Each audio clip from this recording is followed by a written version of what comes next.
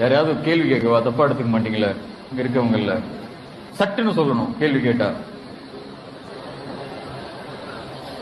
நீங்க சொல்லுங்க. சுதந்திர போராட்டத்தில் பங்கு கொண்ட 2 முஸ்லிம் தலைவர்களை சொல்லுங்க. சட்டுன்னு சொல்லணும்.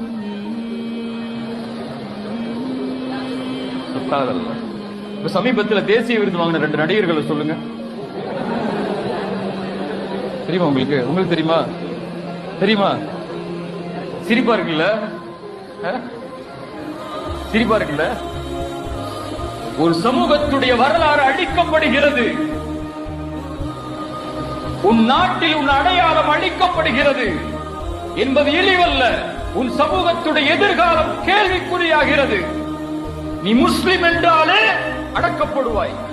நீ லா இலாஹ இல்லல்லாஹ்வை சுமந்தாலே ஒடுக்கப்படுவாய்.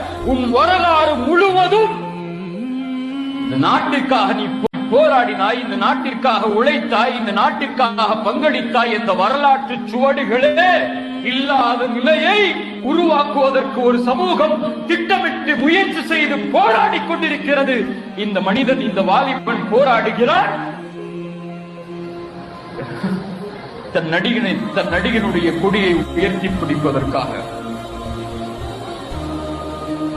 தான் சார்ந்த ஒரு கூட்டம் உயர்த்தப்பட வேண்டும் என்பதற்காக.